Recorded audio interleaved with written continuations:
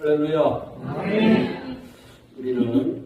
우리를 불꽃 같은 눈으로 보시는 하나님을 이 시간에도 찬양합니다. 옆에 분들과 인사합니다. 당신이 귀하게 보입니다. 저도 인사합니다. 당신이 하나님의 사람으로 보입니다. 한 번 더, 당신이 하나님의 사람으로 보입니다. 오늘 말씀은 사울의 회심 사건입니다. 기독교 역사상 가장 중요한 사건의 하나로 인간의 이성으로는 압도할 수 없는 그러한 사건입니다. 사울의 회심 사건은 박해자 사울이 예수 그리스도의 제자 중에 제자, 사도가 된 사건인데 인간의 힘으로는 불가능한 전적인 하나님의 은혜입니다. 우리 역시 하나님의 자녀가 된 것 또한 은혜 중에 은혜입니다. 회심하는 가운데 안수하여 보지 못하는 사람이 다시 보게 되는 놀라운 역사가 나타납니다. 태어날 때부터 30대 중반까지 눈이 잘 보이던 사람이 어느 날 하루아침에 눈을 보지 못합니다. 그리고 3일의 시간이 흐릅니다. 얼마나 답답했을까요? 별의별 생각이 다 들었을 것입니다. 그런데 하나님의 사람 아나니아의 안수받고 다시 보는 역사가 나타납니다. 보는 것이 복입니다. 앞이 보이지 않는 장애인으로서 정상인 남자와 만나 결혼한 어느 여성분이 하는 말이 단 하루만이라도 눈이 보여 내 사랑하는 남편을 보고 싶다고 한 얘기를 들은 적이 있습니다. 보지 못하는 사람의 간절한 소원은 보는 것입니다. 사실 본다는 것은 하나님께서 우리에게 허락하여 주신 분복입니다. 그러나 보아도 잘 보여야 하고 잘 보아야 합니다. 잘 보여야 하고 잘 보아야 합니다. 잘 보이지 않으면 참 답답합니다. 이게 무슨 글자인지 알 수가 없습니다. 흐리멍텅합니다. 더군다나 잘못 보면 오히려 해가 됩니다. 왜냐하면 우리말 가운데 본다는 말이 참 많이 있습니다. 먹어본다, 맛본다, 가본다, 들어본다, 놀아본다, 전부 본다 등 많이 있습니다.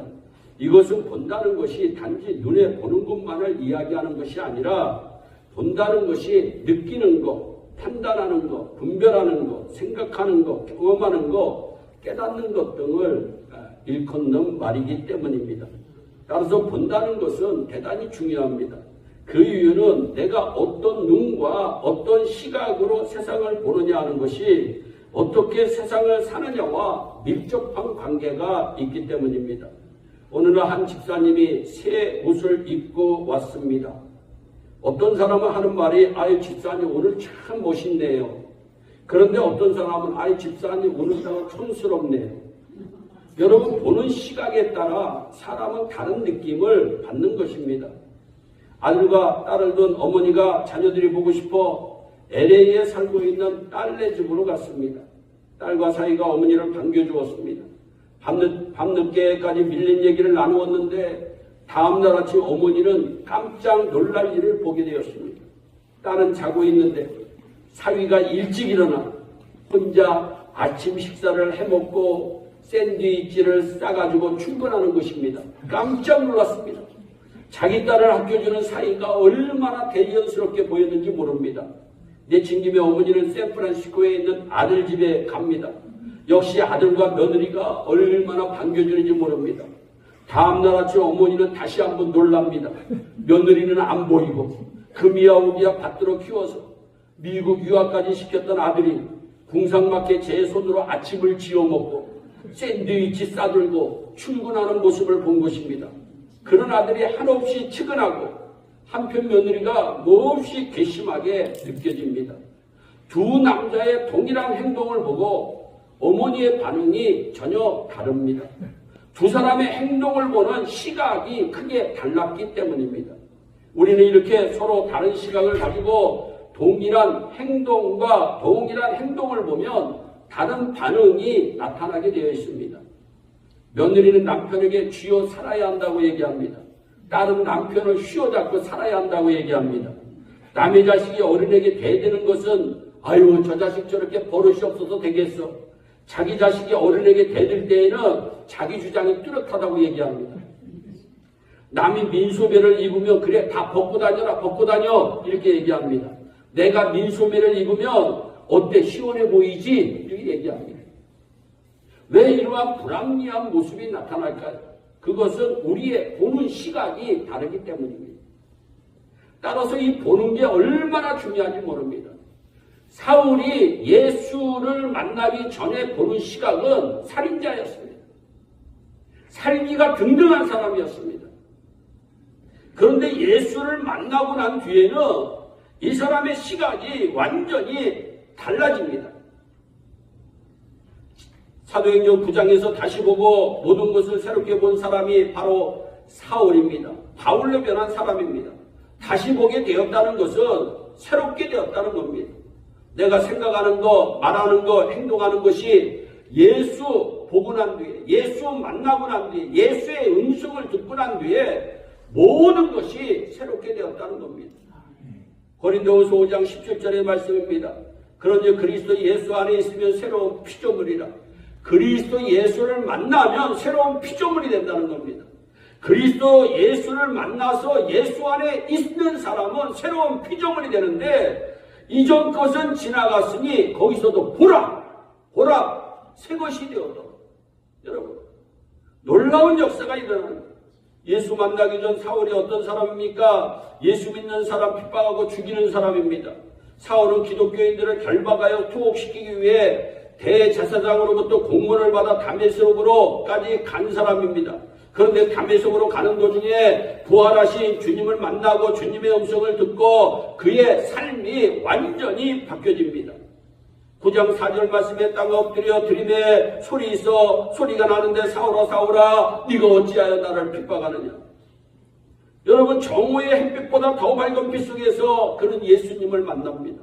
이때 신기한 일이 일어납니다. 사울은 주님의 영광의 빛을 바라본 이후 눈은 떴으나 아무것도 보지 못합니다. 여러분 사울은 자신의 죄를 회개하고 아나니아의 안수를 받은 후에야 앞을 다시 보게 된 사람입니다. 하나님의 사람 아나니아가 와서 안수할 때 그의 눈에서 비늘 같은 것이 벗겨집니다. 이때 기적이 나타나 그는 다시 보게 되는 것입니다. 그는 안수받고 보게 되었고 세례를 받고 새 사람이 됩니다. 사울이 바울로 변하는 완전한 순간입니다. 그의 시각이 달라졌습니다. 인생관이 달라집니다. 가치관이 달라집니다. 모든 것이 새롭게 보입니다. 진정한 회심은 영적 상태에 대한 깨달음으로부터 오는 줄 믿으시기를 바랍니다. 오늘 우리도 우리들의 눈에서 비늘 같은 것이 벗겨져 새롭게 보여지기를 진심으로 축복합니다. 예배가 새롭고 기도가 새롭고 찬양이 새롭고 말씀이 새로워지며 은혜를 안 받을래야 안 받을 수가 없습니다. 여러분 우리의 눈에서 비늘이 벗겨져야 됩니다. 여러분 세상의 교만의 비늘이 벗겨져야 됩니다. 내 자존심이 벗겨져야 됩니다. 여러분 그러니까 완전히 벗겨질 때 내가 다른 사람이 되는 거예요. 내가 다른 사람이 되는 거예요. 여러분 그런데 우리는 교회 갔다 와서 싸우는 사람 있습니까? 없습니까? 비늘이 벗겨지지 않아서 그렇습니다. 여러분 예배를 드리고 난 뒤에 싸우면 안 됩니다. 그런데 예배를 드리고 난 뒤에 가인은 자기의 생명과 같은 동생을 돌로 쳐 죽입니다. 그래서 여러분 예배 잘 드려야 된다는 얘기를 왜 하느냐? 예배 잘못 드리면 내 마음속에 악이 생겨난다. 내가 은혜 받지 못하면 악한 마귀가 나를 가만두지 않는다는 겁니다. 무서운 일이 벌어질 수 있다는 거예요. 나도 모르는 사이에. 그래서 우리는 예배를 드릴 때 신령과 진정으로 드려야 돼요. 여러분 비늘이 벗겨져 드려야 되는 것이에요. 내 생각이 완전히 바뀌어지는 그 순간이 예배드리는 순간이 되어야 되는 것입니다. 그럼 사울이 다시 보게 되자 새롭게 보여진 것이 무엇일까요? 예수를 다시 보게 되었습니다. 여러분 예수를 새롭게 본 거예요. 사울은 예수를 만나기 전에는 예수에 대한 생각이 무슨 생각이었느냐?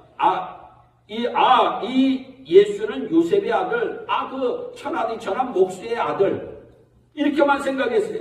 그는 기독교인을 박해하는 것이 죄라는 사실을 알지 못했어요. 그런데 예수 만나고 회심하고 비늘 같은 것이 벗겨졌어요. 어떨 때 벗겨졌어요? 여러분, 3일 동안 놀고 있을 때 벗겨진 것이 아니라 눈이 멀은 상태에서 3일 동안 먹지도 마시지도 아니하고 기도하는 중에 안수받자 역사가 일어나는 거예요. 그냥 안수받는다고 역사가 일어나는 것이 아니라 안수받을 때 기도하는 중에 간절히 기도하는 중에 역사가 일어나는 거예요. 기도하는 중에. 회심이란 죄를 뉘우치는 거예요. 회개의 첫 단계가 회심입니다. 마음이 복을 받아야 행동이 복을 받게 되어 있습니다. 저와 여러분들의 마음이 오늘 복받는 역사가 일어나시기를 예수님의 이름으로 축복합니다. 여러분, 인간은 죄를 지으면 돼요, 안 돼요? 안 됩니다. 그런데 인간은 죄를 짓게 되어 있어요, 없어요? 있어요. 인간은요, 신기해요. 어제 방금 전에 기도했는데 언제 기도하는 듯이 죄 짓는 게 인간이에요. 그래서 우리는 조심해야 돼요. 근데 인간이 죄를 지으면요, 첫째, 평안이 없어져, 평안. 여러분, 시편 38편 3절에 나의 죄로 인하여 내 뼈에, 내 육신에 평안함이 없나이다. 죄를 지으면 내 육신에 평안함이 없어요. 마음에 평안함이 없고 항상 불안해하는 사람은 마음속에 하나님과 청산되지 못하는 죄악이 가로막고 있기 때문이에요. 또한 죄를 지으면 형통하지 못해. 계속 불통해. 되는 일이 없어요. 잠언서 28장 13절에 자기의 죄를 숨기는 자는 형통하지 못하는, 죄를 잡아가고 버리는 자는 긍휼히 여기심을 받으리라. 불쌍히 여기심을 받으리라. 할렐루야. 여러분, 죄를 지으면 형통하지 못하는 거예요. 또한 이 죄를 지으면 병이 생겨요. 병. 우리가 제일 싫어하는 게 병 아니에요. 병. 여러분, 요한복음 5장 14절에 네가 나았으니 더 심한 것이 생기지 않게 다시는 죄를 범하지 마라. 내가 지금 너의 병을 고쳐줬어. 그러나 네가 더 심한 병이 생기지 않도록 죄짓지 말고 살아라. 우리 예수님 말씀이에요. 감사한 것은 하나님께서 회개한 자의 죄를 흔적도 없이 여러분 도말하여 주시는 줄 믿으시기를 바랍니다. 또한 예수님께서 여러분 우리의 죄악을 친히 담당하여 주시는 줄 믿으시기를 바랍니다. 여러분, 그래서 성경 이사야서 53편 3장 11절에는 또 그들의 죄악을 친히 담당하시리라. 아멘. 그리고 죄를 용서해 주세요. 할렐루야. 악인은 그 길을, 불의한 자는 그 생각을 버리고, 악인은, 악한 사람은 내가 지금 악한 길로 가는 길을 버리라는 거예요. 불의한 자는, 내가 불의한 생각을 가지고 있는 사람은 그 생각을 버리라는 거예요. 그리고 우리 하나님께로 돌아와라. 그가 널리 용서하시리라.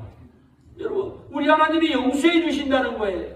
하나님은 아무리 중대한 죄를 범한 악인이라도 회개하기만 하면 그를 용서하여 주시는 하나님이신 줄 믿으시기를 바랍니다. 용서하여 주시되 얼마나 멋지게 용서하여 주시냐면 그 땅을 회복시켜 주세요. 할렐루야. 여러분, 나의 육신을 회복시켜 주시고 나의 영적인 모습을 해결시켜 주시고 나의 환경을 회복시켜 주시고 다 회복시켜 주세요. 역대하 7장 14절에 내 힘으로 일컫는 내 백성이 그 악한 길에서 떠나 스스로 겸비하고 기도하여 내 얼굴을 구하며 내가 하늘에서 듣고 하나님께서 하늘에서 듣고 그의 죄를 사하고 그 땅을 고칠지라. 고쳐주신다는 거예요. 예수님께 고침받은 38년 된 병자는 자신의 죄로 인해 38년 동안 고통을 당했어요.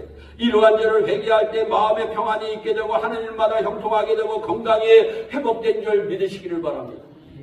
그래서 세례 요한이 뭐라고 얘기했어요? 회개하라, 천국이 가까워왔다. 여러분, 예수님께서도 뭐라고 얘기했어요? 회개하라, 천국이 가까웠다. 사도 베드로도 뭐라고 얘기했어요? 너희가 회개하여 각각 예수 그리스도의 이름으로 세례를 받고 죄사함을 얻으라. 그리하면 성령을 선물로 받게 되리라. 새롭게 된 바울은 예수님에 대한 시각이 바뀌어졌어요. 예수를 만나고 난 이후 예수에 대한 신앙관이 바뀌어졌어요. 그가 예수를 만나고 첫 질문이 무엇이었을까요? 사도행전 9장 5절에 주여 당신은 누구이십니까? 예수를 만나면 예수가 누구인지 알게 된다는 거예요. 여러분들이 예수를 만났으면 내가 믿는 예수가 누구인지 알고 믿어야 된다는 거예요. 그냥 믿으면 안 돼요. 알고 믿어야 돼요. 알고 믿어야 돼요. 다시 보게 되면 영안이 열려 주님을 아는 역사가 일어나는 줄 믿으시기를 바랍니다. 여러분들도 오늘 주님을 아는 역사가 이 귀한 시간에 나타나시기를 예수님의 이름으로 축복합니다. 여러분, 이 사도 바울은 첫째, 예수를 하나님의 아들로 알게 되었습니다. 전에는 마리아의 아들이었는데, 요셉의 아들이었는데, 이제는 하나님의 아들로 보여진 거예요. 9장 20절에 사울은 즉시 회당으로 달려갑니다. 그는 율법을 논하지 않았습니다. 이제는 더 이상 죽은 신앙을 논하지 않았습니다. 그는 말씀을 전파했습니다. 예수는 하나님의 아들이십니다. 모두들 놀랐습니다. 사울이 바꾸게 된 것을 보고 사람들마다 이상히 여겼어요. 우리 역시 예수는 하나님의 아들이심을 믿으시기를 바랍니다. 지금도 살아계셔서 역사하시는 하나님의 아들이심을 믿으시기를 바랍니다. 또한 사도 바울은 예수를 그리스도로 알게 되었습니다. 여러분, 9장 22절에 사울은 힘을 더 얻고 예수는 그리스도인이심을 증언했다고 말씀하고 있어요. 그리스도란 기름 부음을 받은 자, 메시아라고 하는 뜻이 있어요. 여러분, 구원자라는 것입니다. 하나님이 보내주신 구원자 그리스도라는 거예요. 메시아라는 거예요. 전에는 예수 믿는 사람들이 예수가 메시아라고 할 때 아유 미친 소리, 정신 나간 소리로 들렸는데 예수를 만나고 난 뒤에는 예수는 그리스도임을 알게 되고, 사울은 예수를 하나님의 아들로 그리스도로 확실히 보고 깨달았던 사람이에요. 깨닫자 이 사울이 너무나도 유명한 고백을 합니다. 이 고백이 우리에게 있어야 돼요. 내가 그리스도와 함께 십자가에 못 박혔나니 그런데 이제는 내가 산 것이 아닙니다. 오직 내 안에 예수 그리스도께서 사신 것이라. 이제 내가 육체 가운데 사는 것은 나를 사랑하사 나를 위하여 자기 몸을 버리신 하나님의 아들을 믿는 믿음 안에서 사는 것이라. 여기서 이 사도 바울의 신앙 고백 속에 그리스도도 들어가고 하나님의 아들도 들어가요. 예수님은 베드로에게 물어보십니다. 베드로야, 베드로야, 너는 나를 누구라 하느냐? 시몬 베드로가 대답합니다. 주는 그리스도시요 살아계신 하나님의 아들이십니다. 마르다에게도 마르다도 대답해. 요한복음 11장 27절에 주는 그리스도시요 세상에 오시는 하나님의 아들이신 줄 내가 믿나이다. 다시 보게 된 사람은 주는 그리스도이고 살아계신 하나님의 아들이심을 고백해야 돼요. 지금까지 여러분들이 이걸 모르고 믿었다면 이거를 확실히 알고 믿어야 되는 거예요. 다른 건 몰라도 여러분들이 우리 예수는 그리스도다. 예수는 하나님의 아들이다. 지금도 살아계셔서 역사하시는 하나님의 아들이다. 이거 고백해야 돼요. 제가 존경하는 LA에 계신 한 목사님, 지금은 은퇴하셨어요. 오래전에 은퇴하셨어요. 근데 이분은 여기에 꽂혔어요. 이 신앙 고백에 꽂혔어요. 그래서 주는 그리스도시요 살아계신 하나님의 아들이다. 그래서 이 목사님은 문제가 있을 때마다 이 구절을 1500번씩 기도할 때마다 문제가 해결됐다고 하는 간증을 해요. 여러분, 주는 그리스도시요 살아계신 하나님의 아들이라고 하는 고백은 엄청난 고백이에요. 주는 그리스도라는 건 뭡니까? 주는 나의 구원자다. 내 환경의 구원자, 나의 영적인 구원자, 나의 육신의 구원자, 주님은 앞으로 저 천국에서 영원히 살 나의 구원자가 되십니다. 지금도 우리 주님은 살아계셔서 역사하시는 하나님의 아들이십니다.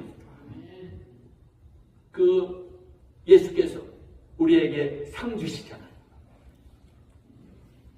그래서 우리는 늘 예수를 다시 봐야 돼요.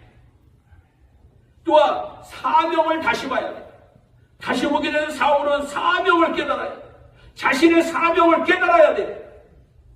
전에 그의 사명은 예수의 이름을 부르는 성도, 예수의 이름으로 모인 교회를 핍박하던 것이 그의 사명이었어요. 이 사명을 감당하기 위해 그는 살기가 등등했어요. 그래서 사도행전 9장 1절에 사울은 제자들에 대하여 여전히 위협과 살기가 등등했다.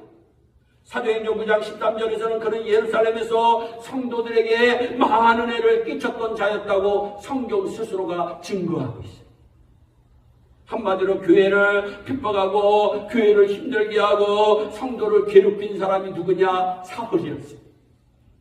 그래서 여러분, 교회에서 교회를 괴롭히고 성도를 힘들게 하는 사람 보면 예수 만나기 전 사울이라 생각하고 여러분 위로해 주시기를 바랍니다. 당신 예수 만나야 살아, 이 얘기해 주시기를 바랍니다. 뭐 딴 거 얘기할 필요 없어요. 당신 예수 만나야 살아요. 예수 만나야 살아. 교회와 성도에게 있어서 해충과도 같고 쓴뿌리와도 같고 암적 존재가 사울이었어요.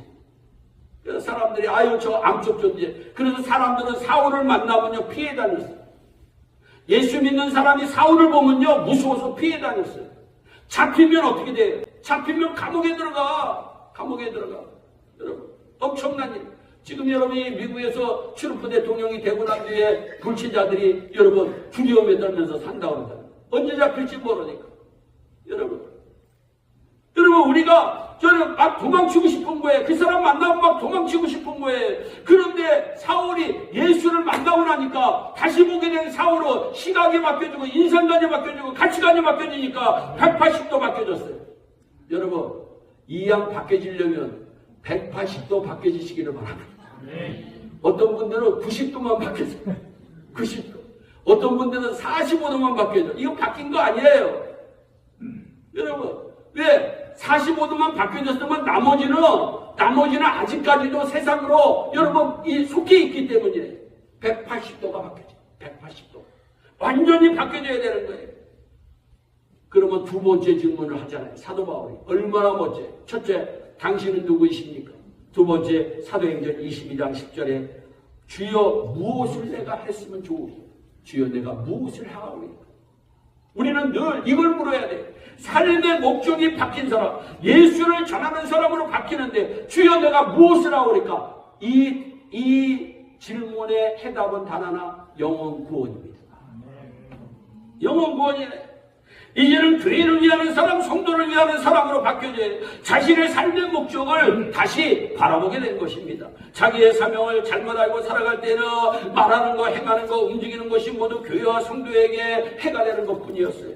그러나 자기의 사명을 바로 알았을 때 아시아가 복음화되고 유럽이 복음화되고 그를 통해서 수많은 사람들이 예수를 믿고 구원을 얻게 돼요. 사도 바울은 사람의 존재 목적, 자신의 사명을 깨달은 거예요. 우리 각자에게 주신 사명은 다 다른 것 같아도 결국 궁극적으로 하나인데 영혼 구원입니다. 그것은 예수가 하나님의 아들이요 그리스도라고 전파하는 거예요.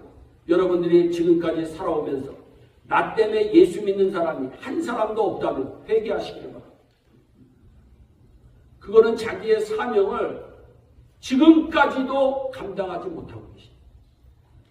나 때문에 도리어 실족해서 하나님 섬기지 못하는 일이 벌어지면 더 큰 일이 벌어지는 거예요.